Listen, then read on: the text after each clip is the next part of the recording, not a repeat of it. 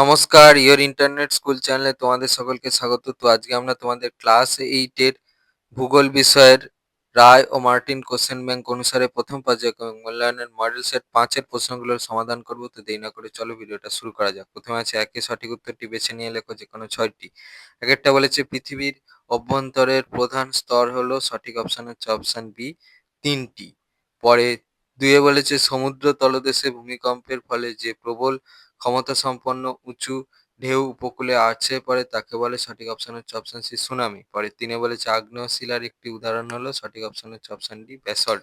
4 এ বলেছে দারুচিনির দ্বীপ বলা হয়, সঠিক অপশন হচ্ছে অপশন এ শ্রীলঙ্কাকে। পরে 5 এ বলেছে ভারতের কোন দুটি প্রতিবেশী দেশ সম্পূর্ণভাবে স্থলবেষ্টিত, সঠিক অপশন হচ্ছে অপশন সি নেপাল ও ভুটান। পরে 6 এ বলেছে মহাদেশ সঞ্চারণ তত্ত্ব প্রস্তাব করেন যে বিজ্ঞানী, তার নাম, সঠিক অপশন হচ্ছে অপশন এ ওয়েগনার। পরে 7 এ বলেছে সকল প্রকার মাধ্যমের মধ্য দিয়ে গতিশীল ভূকম্পন তরঙ্গটি হলো, সঠিক অপশন হচ্ছে অপশন এ পি তরঙ্গ। পরে দিয়ে বলেছে নিচের প্রশ্নগুলির অতি সংক্ষিপ্ত উত্তর দাও যেকোনো 4টি। একেরটা বলেছে ভূমিকম্পের তীব্রতা মাপার যন্ত্রের নাম কি?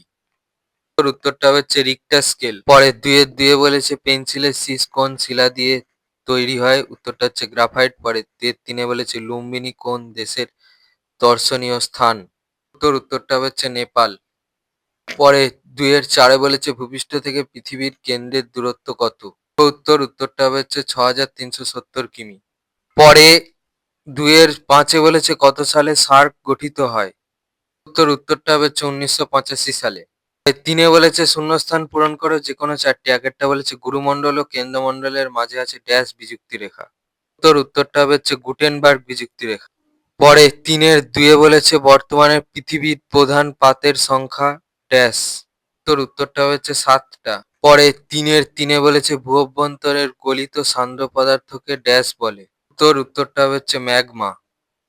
3 এর 4 এ বলেছে বেলে পাথর রূপান্তরিত হয়ে ড্যাশে পরিণত হয়, উত্তরটা হচ্ছে কোয়ার্টজাইট। পরে 3 এর 5 এ বলেছে ভারতের প্রতিবেশী দেশের ড্যাশকে বজ্রপাতের দেশ বলে, উত্তরটা হচ্ছে ভুটানকে। পরে 4 এ বলেছে অনধিক 50 শব্দে উত্তর দাও যেকোনো দুটি। একেরটা বলেছে অভিসারী ও অপসারী পাত সীমানায় পাতের চলনের প্রভাবে কি ঘটনা ঘটে, ওই প্রশ্নের জন্য এই প্রশ্নের উত্তরটা লিখতে হবে এখান থেকে এই পর্যন্ত লিখবে।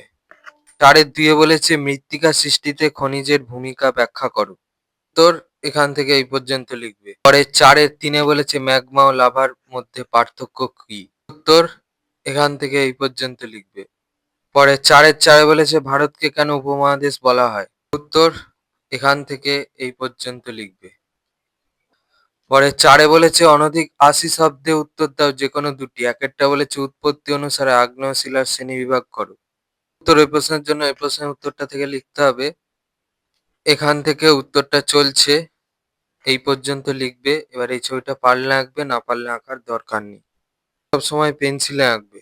4 এর 2 এ বলেছে চিত্র সহ পৃথিবীর অভ্যন্তরভাগের গঠন বর্ণনা করো, উত্তর এখান থেকে উত্তরটা চলছে এই ছবিটা আঁকবে, ছবিটা কিন্তু পেন্সিলে আঁকবে, পর্যন্ত লিখবে। 4 এর 3 এ বলেছে কিভাবে দুটি পাতের সংঘর্ষে ভঙ্গিল পর্বতের সৃষ্টি হয় তা চিত্র সহ ব্যাখ্যা করো, দেখো উত্তর এখান থেকে উত্তরটা চলছে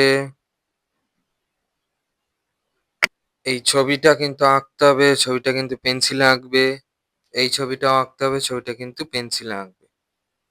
পরে 4 এর 4 এ বলেছে নেপালের অধিবাসীদের অর্থনৈতিক কার্যাবলীর বিবরণ দাও, ওই প্রশ্নের জন্য এই প্রশ্নের উত্তরটা লিখলে হবে এখান থেকে উত্তরটা চলছে এই পর্যন্ত লিখবে।